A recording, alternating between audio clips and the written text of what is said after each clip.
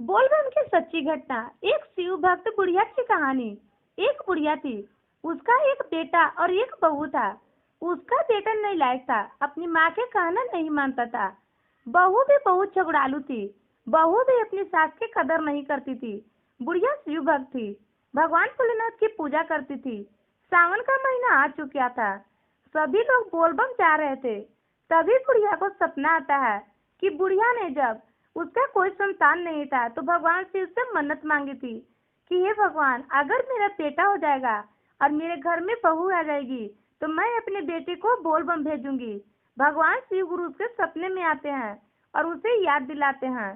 बुढ़िया ये सपना देखकर उठ जाती है और अपने बेटे से सुबह कहती है, बेटा, जब मेरा कोई संतान नहीं था तो मैंने भगवान शिव से तुम्हें मांगा है। भगवान शिव की कृपा से ही तुम हुए हो और मैंने मन्नत मांगी थी, अगर मेरा बेटा हुआ और मेरी बहू आ जाएगी तो मैं बोलबम उससे भेजूंगा। बेटा, इस बार के सावन में तुम बोलबम चले जाओ। उसका बेटा अपनी माँ की बात नहीं मानता था, न ही पूजा पाठ में उसे मन लगता था, न ही किसी भगवान पे वो विश्वास करता था। दिन भर शराब पीता था, चोरी करता था, अपनी माँ को गाली देता था, यही उसका धंधा था। बुढ़िया फिर एक दिन अपने बेटा से कहती है, बेटा तुम बोलबम चले जाओ। पर उसका बेटा अपनी माँ की बात नहीं मानता है। इस बात से हंसाकर बुढ़िया के बेटा और बहू बुढ़िया को एक रूम में बंद कर देते हैं। बुढ़िया उस रूम में रोती है, गिड़गिड़ाती है, मुझे निकालो। 2-4 दिन तक उस बुढ़िया को उस रूम में बंद रखते हैं। इधर अचानक से उसका बेटा बीमार पड़ जाता है और उसे कितना भी दवा दुआ करवाने पर उसका बेटा ठीक नहीं होता है। अचानक उसके बेटे को एक दिन मौत हो जाती है। उसी गांव में एक साधु बाबा आए थे और उसी गली से गुजर रहे थे। उन्होंने देखा कि इस घर में मातम मचा है, सभी लोग रो रहे हैं। तभी साधु बाबा वहां जाते हैं और पूछते हैं कि क्या हुआ है। तभी उसकी बहू साधु बाबा के पैर पकड़कर रोने लगती है और कहती है, ये मेरे पति को क्या हो गया। तभी साधु बाबा भगवान शिव के रूप में प्रकट हो जाते हैं और कहते हैं कि दुष्ट औरत, तुमने अपने पति को जान ली है। तुमने अपने सास को एक कमरे में बंद करके रखी है जो शिव भक्त है। तुम्हें पता है ये बोलबम जाने के लिए अपने बेटा को क्यों कर रही थी? क्योंकि ये मेरा देन था और तुम इसे बोलबम जाने से रोक ली, इसीलिए मैं इसे अपने पास बुला लिया हूँ। सावन का महीना है, मेरे सभी भक्त मेरे दरबार में आ रहे हैं।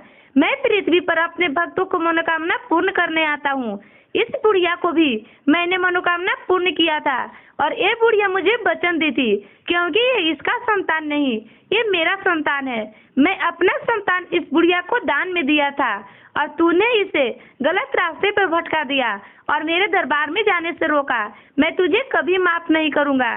तभी ये औरत अपनी सास के दरवाजा खोल देती है और भगवान शिव के चरण में गिर जाती है। बुढ़िया भी चरण में गिर के भगवान शिव के और माफी मांगती है, अपने बेटा की जिंदगी के गुहार लगाती है। तभी भगवान शिव बुढ़िया के भक्ति से प्रसन्न होते हैं और उसका बेटा का जीवन दान दे देते हैं। उसका बेटा भी भगवान शिव के चरण में गिर जाता है और भगवान शिव से माफी मांगता है।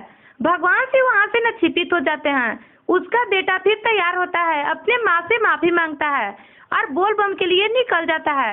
उसका बेटा और बहू बोलबम चले जाते हैं, भगवान शिव के दर्शन करके आते हैं। उस दिन से उसका बेटा सारे गलत आदत छोड़ दिया था। उसका बहू भी सुधर गई और अपने माँ को अच्छे से ख्याल रखने लगे। सभी परिवार खुशी खुशी रहने लगे।